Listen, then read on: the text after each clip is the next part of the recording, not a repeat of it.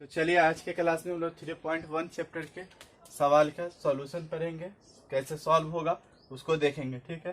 तो एक सवाल लेते हैं। पहले सवाल क्या कहता है कि आफताब अपनी पुत्री से कहता है कि 7 वर्ष पूर्व मैं तुमसे 7 गुना आयु का था। तो देखिए, इस सवाल को पढ़ने से दो बात सामने आ रही है। एक कि आफताब है और उसमें उसकी पुत्री है। तो दो चीजें, एक आफताब है और खुद उसकी बेटी है। तो दो है ना, तो दो। और चैप्टर का नाम क्या था? Pair of linear equation in two variable.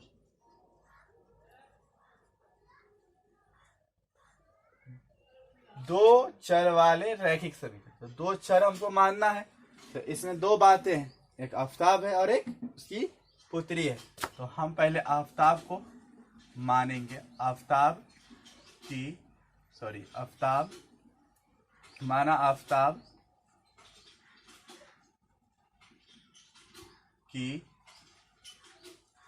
वर्तमान आयु x वर्ष है। जो पहले मानेंगे उसको हम x वर्ष मान लेते हैं, x वर्ष है। तथा उसकी पुत्री की वर्तमान आयु y वर्ष है। दोनों को हम मान लेंगे। उसकी उम्र x वर्ष और उसकी पुत्री की उम्र y वर्ष है। दो बात थी, एक को हम पहले क्या मानेंगे x और दूसरे वाले को y। ठीक। अब आगे कहता है कि 7 वर्ष पहले पूर्व मैं तुमसे 7 गुनी आयु का था। तो बड़ा कौन होगा? सीधा सीधा कि आफताब बड़ा है। तो सवाल जो कहता है तो लिखेंगे प्रश्न से। ठीक। 7 वर्ष पहले, 7 वर्ष पहले, दोनों को इक्वल करेंगे, बराबर करेंगे तो क्या होगा? तो बड़ा कौन है? एक्स वाला। क्यों? क्योंकि आफताब बड़ा होगा। सब जानता ना कि बाप बड़ा होता है। तो एक्स बड़ा होगा और वाई छोटा होगा। क्यों? उसका बेटा है, उसकी बेटी है। तो बराबर करने के लिए अब क्या कहता है कि 7 वर्ष पहले, तो 7 वर्ष घटा दिए दोनों में से, मैं तुमसे 7 गुनी आयु का रहूंगा। ठीक। ये कहता है 7 वर्ष आयु का था। अब इसको हम लोग क्या करेंगे? मैथमेटिकल तरीके से सॉल्व करेंगे। क्या? x minus 7 7y minus 7 7 49। अब सबको, क्योंकि इसका लीनियर इक्वेशन का फॉर्म क्या आया था याद है ना? ax plus by plus c equal 0। तो हमको इस फॉर्म में लाना है। क्या ये लगता है कि इस फॉर्म में है? नहीं, इस फॉर्म में लाना है। x minus 7। अब हम बताए ये भी थे कि जब अगर साइड चेंज करता है तो उसका क्या होता है? चिन्ह बदल जाता है। तो 7y प्लस में तो माइनस 7y प्लस 49 इक्वल 0। अब 7y 7 में से 49 घट गया तो 42 बराबर 0, यानी 7y बराबर माइनस 42। दो चर वाले रैखिक समीकरण में दो है, पेयर है, जोड़ा है, तो एक समीकरण निकला। कैसे निकाले समझ में आ रहा है? फिर इसी का दूसरा सवाल क्या कहता है? दूसरी बात क्या कहता है कि अब से 3 वर्ष बाद मैं तुमसे केवल 3 गुनी आयु का रह जाऊंगा। यानी अब से 3 वर्ष बाद, तो उसके 3 वर्ष बाद यानी दोबारा सवाल क्या कहता है कि अब से मैं 3 वर्ष बाद, 3 वर्ष बाद दोनों में मैं तुमसे 3 गुनी आयु का रह जाऊंगा। तो 3 गुनी आयु का रह जाऊंगा, यानी दोनों को बराबर कर दिए। अब x प्लस 3y प्लस 3 9, सबको फिर एक तरफ ला रहे हैं। अब x माइनस 3y 6 बराबर 0, x माइनस 3y बराबर 6 समीकरण 2। अब जो linear equation, pair of linear equation है तो दो समीकरण हमको मिलेगा। तो हम पहले इस सवाल में एक चीज सीखे कि सवाल जो कहता है उसको मैथमेटिकल तरीके से कैसे बनाएंगे। तो सवाल में पहले यह देखना है कि कौन सी दो बात जो होंगी उसमें से पहली बात को x मानेंगे। जैसे कि सवाल में आफ्ताब पहले था तो हम आफ्ताब को क्या माने x, और उसकी पुत्री को बाद में थी तो उसकी पुत्री को y। ठीक, चलिए इतना समझ में आया। फिर आगे सवाल कहता है कि इस स्थिति को बीजीय, गणितीय एवं ग्राफीय रूपों में व्यक्त कीजिए। तो बीज गणित के रूप में तो व्यक्त कर दिए, अब इसके बाद क्या करना है हमको ग्राफीय विधि में व्यक्त करना है। तो ग्राफीय विधि में कैसे व्यक्त करेंगे, तो ग्राफीय विधि में व्यक्त करने के लिए हम क्या करते हैं, पहले इसका हल निकालेंगे। हम उस दिन बता दिए थे, इस चैप्टर को पढ़ने से पहले एक बार फिर से इंट्रोडक्शन क्लास देख लीजिएगा। अब x बराबर 0 हम माने तो x को क्या बोले थे, भूल जाने के लिए। तो x को भूल जाएंगे तो -7y बराबर -42। जरा यहाँ देख लीजिए,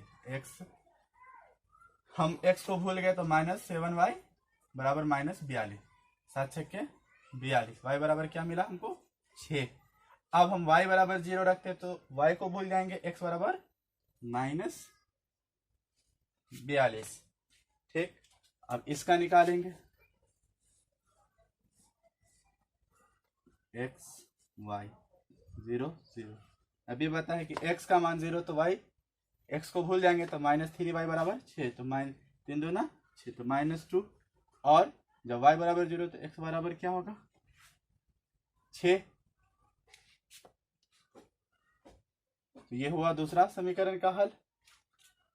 चलिए इतना नोट कीजिए, फिर हम लोग इसके ग्राफीय विधि पे बात करेंगे। चलिए इसके ग्राफ को देखते हैं।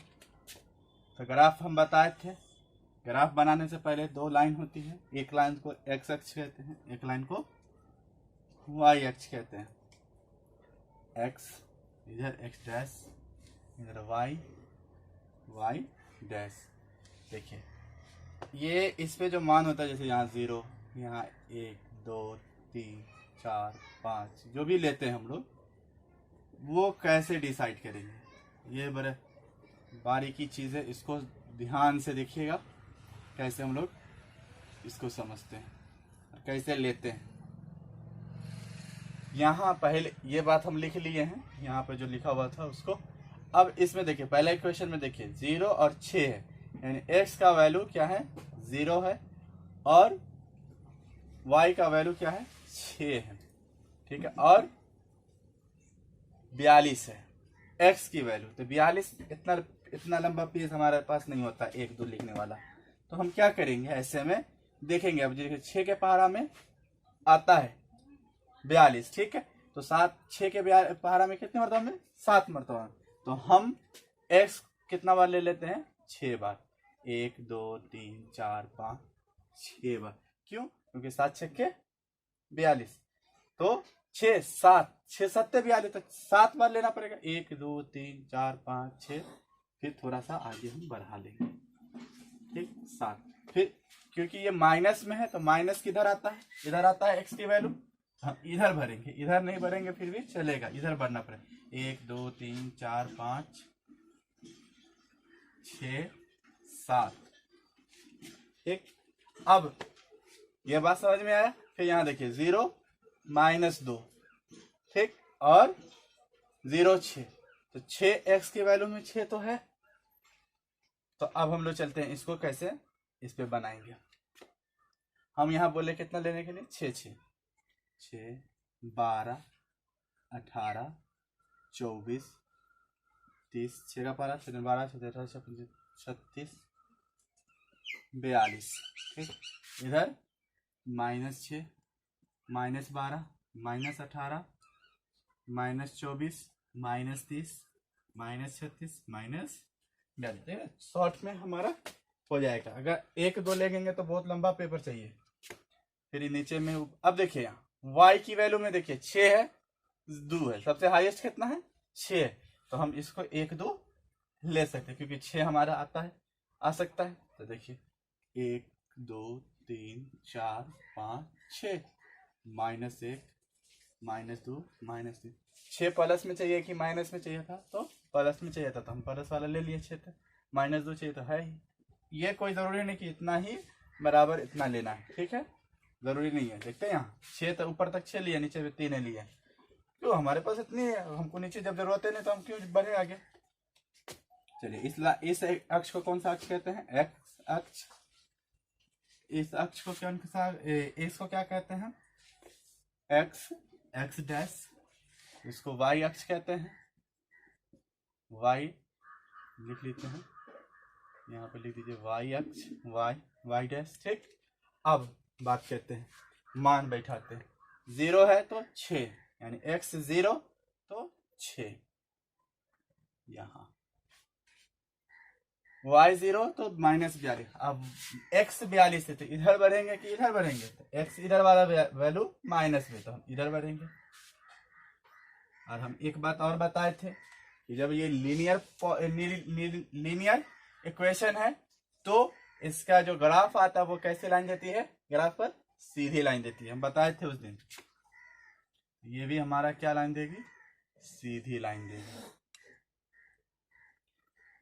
ये था इक्वेशन फर्स्ट का। अब इक्वेशन 2 को देखते हैं।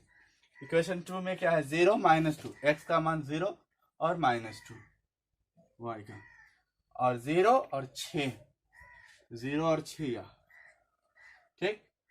ये भी हमको सीधी लाइन देगी। ये ऐसे जाके कट जाएगा, जिस पॉइंट पे जाके कट जाएगा वही पॉइंट इसका क्या होगा? वैल्यू होगी।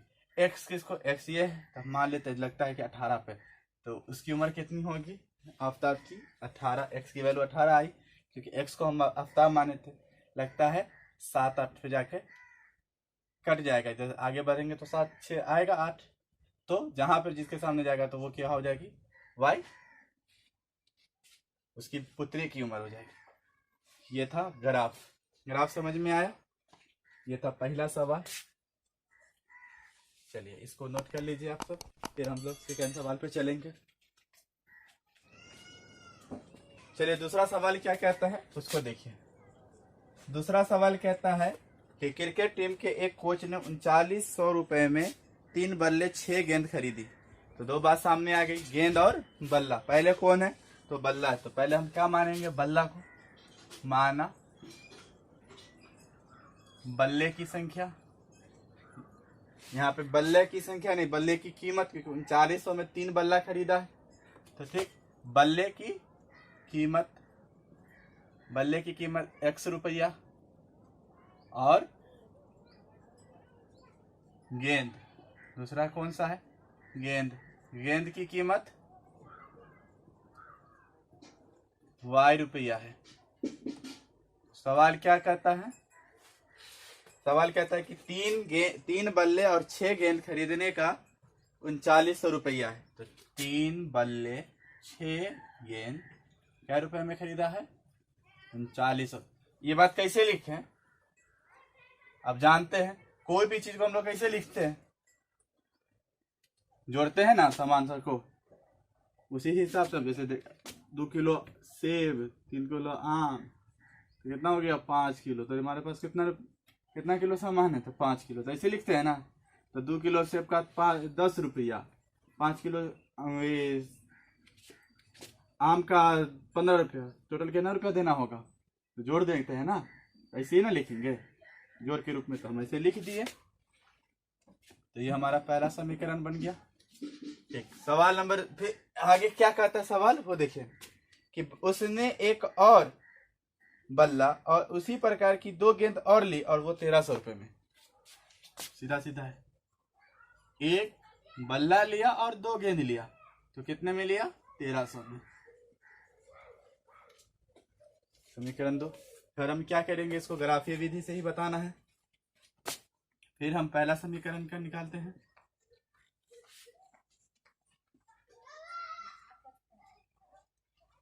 x का वैल्यू 0, y की वैल्यू 0, तो x की वैल्यू 0, तो x को बोल जाइए 6 और 39, भाग लगाते हैं 39,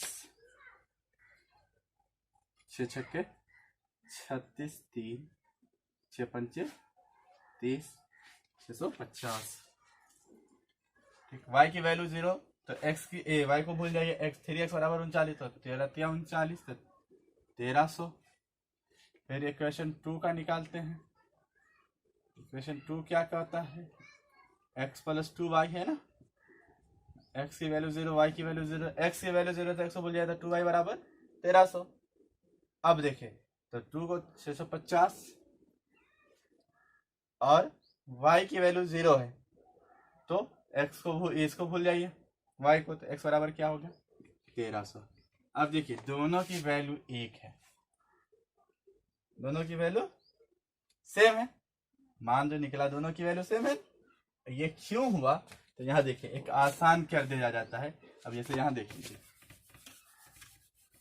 इसके आगे लिख भी सकते हैं, सब में से 3 हटा देते हैं, सब में 3 है, 3 दूना 6 13 39, तो सब क्या हो जाएगा x + 2y बराबर 1300। अब दोनों समीकरण सेम, चाहे आप इसको समीकरण 1 मानिए चाहे इसको मानिए, क्योंकि दोनों की वैल्यू क्या होगी सेम ही आएगी। ठीक, तो दोनों में से कोई भी एक मान सकते हैं, तो मान लीजिए, चलिए हम यही मान लेते हैं। बात समझ में आई? तो चलिए अब इसका हम लोग क्या करेंगे, ग्राफ बनाएंगे। तो देखिए यहाँ पर बन जाएगा इसका ग्राफ, कैसे बन जाएगा तो वो देख लीजिए। यहाँ पर देखिए वैल्यू देखने से पता चल रहा है कि सब प्लस में ही है, तो हमको एक ही चतुर्थांश की जरूरत है, कौन सा, फर्स्ट वाला का।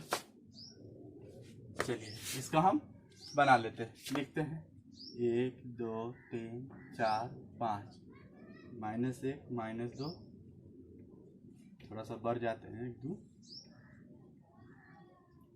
1 2 3 4 5 8। अब देखिए अब 1 2 लीजिएगा कहाँ तक, 650 1300 तक जाएगा आप, है पन्ना नहीं ना, तो क्या करेंगे हम लोग इसको। अब देखिए 650 के पहाड़ा में 1300 तो आता है, तो यानी 650 का ले लेते हैं, आसान रहेगा। तो यहाँ क्या मानेंगे 650, यहाँ 0 650, फिर 1300, फिर कितना होगा 650 गुना कर लेते हैं, तो 15 1 4 18 19 1950, फिर चौका कितना होगा 5 चौका 20 2 6 24 2 26 2600, फिर पंचे कितना होगा 0 5 5 25 2 6 5 30 2 3225 50। चलिए -650 -1300 -600 -1300, फिर ऊपर में 650 1300, फिर 1950, फिर 2600, फिर 3250। चलिए हमको इतना ही ले लेते, काहे के लिए इतना लंबा ले। ठीक, इसका वैल्यू, इसको क्या बोलते हैं x अक्ष, इसको क्या बोलते हैं y, इसको x डैश, इसको y डैश। ठीक, अब देखिए 0 तो 650 यानी 650, तो 0 x की वैल्यू y की वैल्यू 650, तो ये वाला, और 1300 0 1300 और 0, 2 लाइन खींचेंगे, सॉरी 1 लाइन खींचेंगे, दोनों पॉइंट्स होकर गुजरेगा, क्योंकि ये दोनों क्या होगा सीधी लाइन देगा पॉइंट। ठीक, अब देखिए इसी के ऊपर फिर ये लाइन चलाना है, क्यों, क्योंकि 0 पर था 600, तो ये फिर से इसी पे एक बार थोड़ा सा मोटा करके थोड़ा सा आगे बढ़ा दीजिए, एक जगह लिख दीजिए इक्वेशन फर्स्ट, और एक जगह लिख दीजिए, यहाँ लिख दीजिए उल्टा करके इक्वेशन 2। ये था दूसरा सवाल, चलिए इसको नोट कीजिए। देखिए अब तीसरा सवाल क्या कहता है कि 2 केजी सेब और 1 केजी अंगूर का मूल्य किसी दिन 160 रुपये था। तो सेब और अंगूर, तो हम पहले सेब है तो सेब को क्या मानेंगे x माइनस सेब का मूल्य x रुपया है, तथा अंगूर है, अंगूर का मूल्य y रुपया है।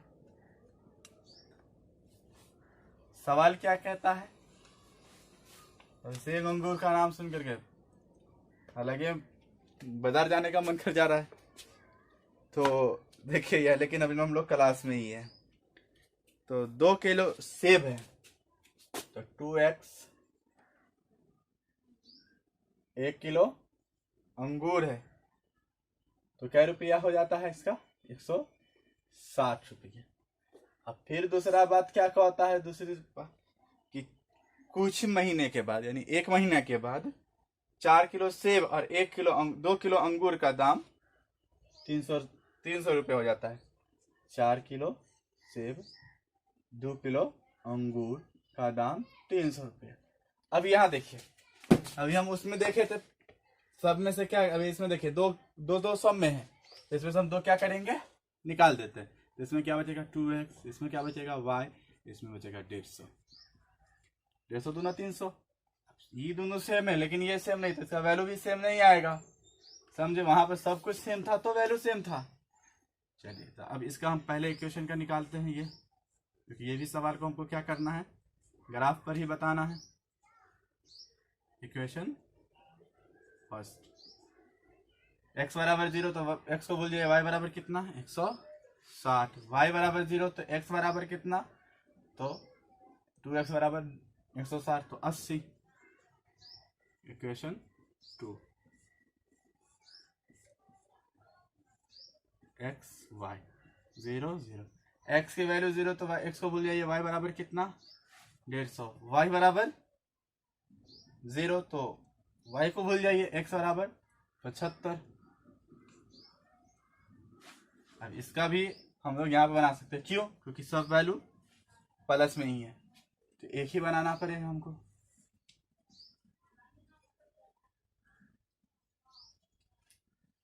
क्या है 80, x की वैल्यू 80 और 75 है, तो 80 75, 75 के पारे में 150 आता है, 80 के पारा में 160 आता है, तो हम दोनों में से कोई अगर 80 लेते तो 75 कहाँ जाएगा, ठीक। थोड़ा सा नीचे लेंगे तो 40 से आता, आधा आधा पे लेंगे वो भी नहीं होगा, तो हम क्या करते हैं 10 20 30 लेते, तो 100 150 तक तो जा सकते हैं x वाले पे। हम यहाँ की बात y की वैल्यू अभी नहीं कर रहे हैं, x की बात कर रहे हैं, x में हम 10 20 ले सकते हैं 100 तक, ठीक। तो x डैश मानते हैं, x डैश 10 20 30 40 50 60 70 80, ठीक। 75 तक हमारा -10 -20 -10 -20, इसको हम y डैश मानते हैं, इसको y मान, ये लिखना जरूरी है, ठीक है। फिर क्या 10 20 30 40 50, सॉरी इसमें हम 40 50 नहीं लेंगे, इसमें हम ये नहीं लेते। क्यों नहीं लेंगे इसमें हम ये, क्योंकि हमारा वैल्यू कितना है 160 100 150 तक है, ठीक है। तो 160 और 150 तक है, तो हम क्या लेते हैं 20 20 का ले लेते हैं, तो 20 8 यानी 8 बार जाएंगे तो हो जाएगा हमारा, तो 8 10 20 30 40 50 60 70 80, यानी 20 20 का लेना है, 20 40 60 80 100 120 140 160 180, फिर -20 -40 ले लिए। अब हम लोग चलिए बैठाते हैं, 0 तो 160, x की वैल्यू 0 तो 160, यहाँ x की वैल्यू 80 है तो y की वैल्यू 0 है, 80 कहाँ है, यहाँ ये ग्राफ आप लोग स्केल से खींचेंगे तो सीधा ही आएगा, ठीक है।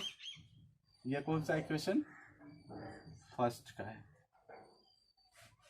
अब हम लोग इक्वेशन 2 पे चलते हैं, 0 150, क्या चीज 150, y की वैल्यू 150, तो देखिए 40 और 60 के बीच में अंतराल कितने का है 20 का, उसका आधा करेंगे तो कितना होगा 10, यानी इसको बीच में ले लेते हैं, ले लिए, ठीक। तो 150 हुआ ना। अब x की वैल्यू 75 है, तो 60 और 70 70 और 80 के बीच में 10, इसका आधा करेंगे तो 75, कटेगा नहीं। ये इक्वेशन 2 था, 2 ले ली। तो देखिए इस पूरे चैप्टर में हम लोग एक चीज देखे, 3 तरीके का ग्राफ हम बताए थे उस इंट्रोडक्शन में, या तो इस तरह का मिलेगा या तो इस तरह का मिलेगा या तो दोनों इसी लाइन पे मिले। तो पहला कैसा था, इस तरह का था, सेकेंड वाला इस तरह का था, थर्ड वाला सवाल इस तरह का ग्राफ दिया हमको।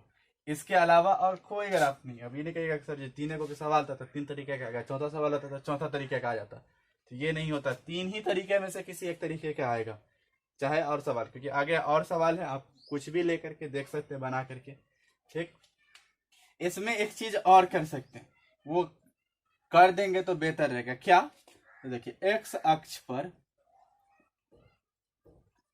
हम बताए थे 10 रेखा बराबर, आपने एक्स अक्ष पे 10 रेखा बराबर 10 माना है, हर सवाल में अलग अलग माने, हर सवाल में अलग अलग लिखेंगे। फिर वाई अक्ष पर ये लिखना इंपॉर्टेंट है, ये लिख दीजिएगा हर सवाल में तो बेहतर रहेगा। 10 लाइन बराबर कितना मान लिया इसमें, 20। इसी तरह इससे सेकेंड वाला सवाल में एक्स अक्ष बराबर कितना माने तो वो लिखेंगे, वाई अक्ष पर ये लिख दें।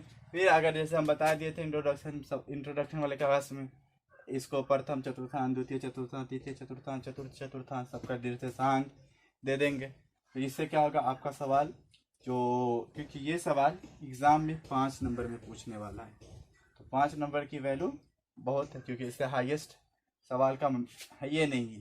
तो ये पूरा लाने के लिए ये पूरा लिखना अच्छा है, क्योंकि नंबर पूरा का पूरा मिलता है। तो ये था आपको 3.1 चैप्टर का, 3.1 चैप्टर के जितने भी सवाल थे उसके हम लोग सॉल्व करके देख लिए। चलिए इसको भी नोट कर लीजिए।